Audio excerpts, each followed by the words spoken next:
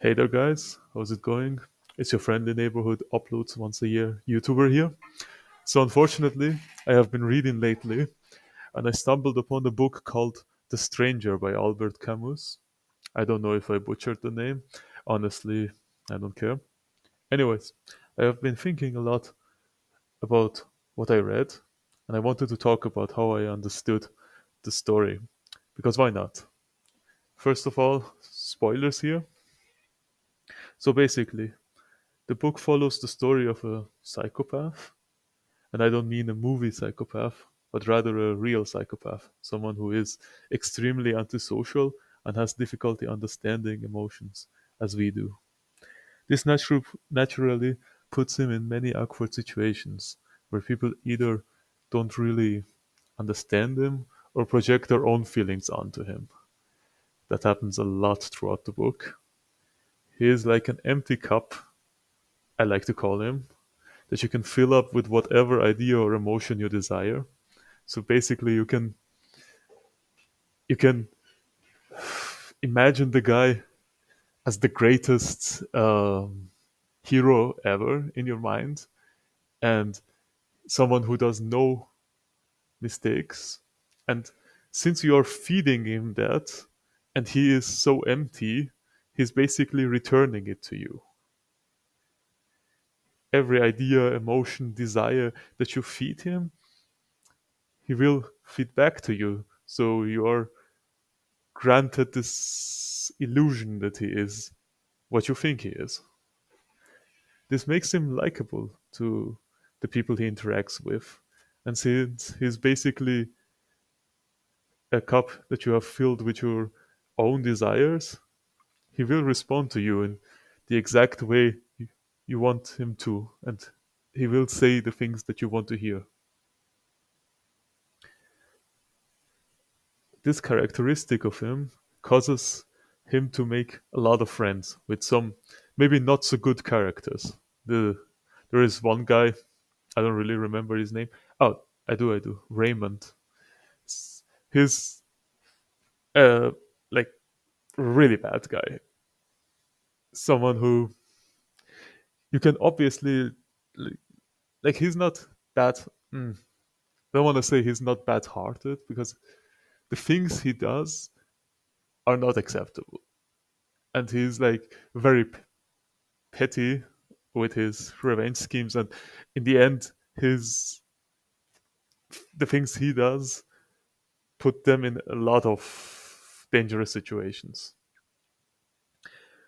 Um, he doesn't really care about the true nature of our character.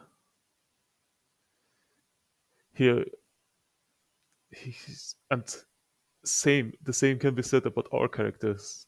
He doesn't really care about what people's natures are. That's why he makes friends like, let's say, Raymond. He only cares what people think about him. To build a friendship, all he needs is compliments. All he needs to hear is, "You're the man. Wow, you're so cool. Wow, you're so calm." And that's basically all he needs to hear because he doesn't have the feeling aspect. At some point in the book, he gets into a few fights because of his friend Raymond, fights that have nothing to do with him. So he basically is just dragged into them.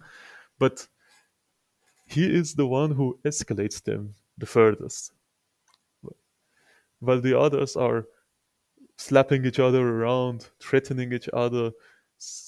There is a small escalation, don't get me wrong, but he is the one who actually unalives someone in pretty much cold blood. However, this can be interpreted differently if you understand the character.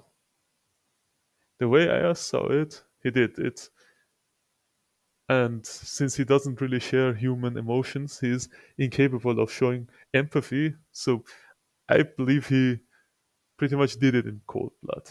But maybe if you look at it from a different perspective, which I also have, you can say that he was just defending himself or that he actually had a good reason, but I don't think so.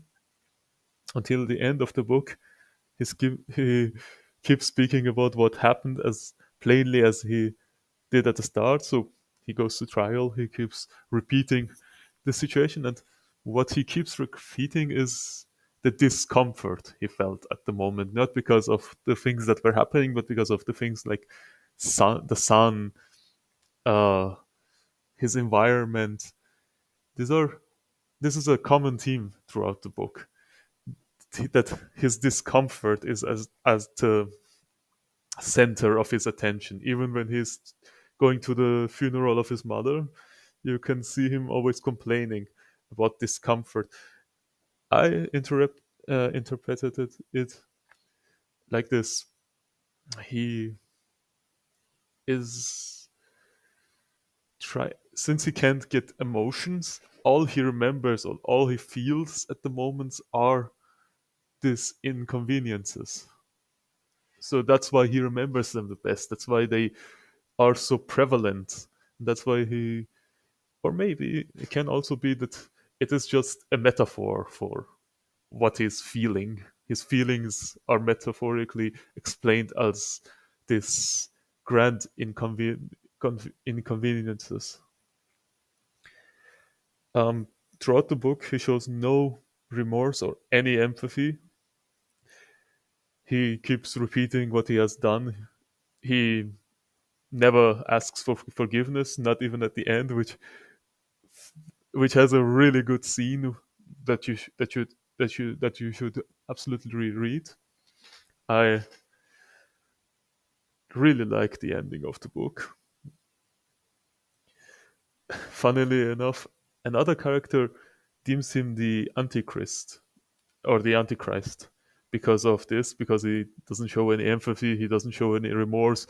They bring up the whole funeral of his mother at the trial. It's like the judges pretty much trying to paint him as this inhuman monster, although he is very much human. He's just like so disconnected from this what we want to believe humans are. But he is very, very human. He's just not, he doesn't follow the emotional norms, so to say. Yeah, the thing with the Antichrist, for me, it has some humorous undertones. So I would, or one would, assume the Antichrist to not be indifferent. Maybe I misinterpreted the religion. I cannot pronounce this word, but bear with me. Honestly, my knowledge of the Antichrist is limited. I imagine him as a bringer of bad omens, uh, someone who cannot emphasize with moral dilemmas of what he has done, or the consequences of his actions are not clear to him in a human way. I don't think you can call him the Antichrist. The Antichrist would be the opposite of that. He would know what he is doing, and he would relish what he's doing. He would enjoy bringing chaos, not be indifferent to it. Throughout the book, he keeps referring to his comfort and how situations make him uncomfortable, as we already mentioned. How, like, it is too hot at the funeral, it is too hot in, in the trial, how he can't sleep, and how even his girlfriend's absence when he is in prison, he's not bothered that she isn't there because of emotional reasons. It isn't an emotional burden to him. It's rather an inconvenience to him that she isn't there. Many times she asks him if he wants to marry her, and he's like, "Yeah, sure, if you want to." uh, he is absent from this world. Despite being present in the lives of those around him, he himself is absent. He has consequences, not only emotional ones on those who are around him, which you can see by people slowly warming up to him, people starting to love him, and things like that. but he himself is so disconnected from everything that he doesn't. So let's say he can change everyone around him, but he himself will never change because everything that he hears is just like a machine processing things, like an AI, so to say.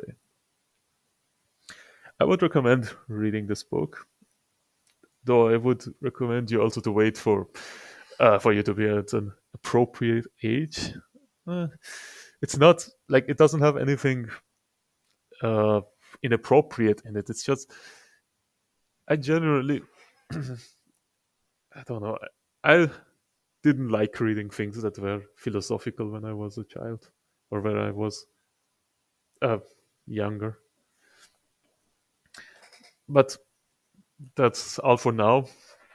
I have a lot to say about this, but it's it's so much and it's spread out, and I would be able to debate it better than I am pointing it out as I do. If anyone wants to comment, debate some points, feel free to do so below. I have many opinions, and I cannot really bring them to life until I get to see maybe another side to the things, or even just talk about it.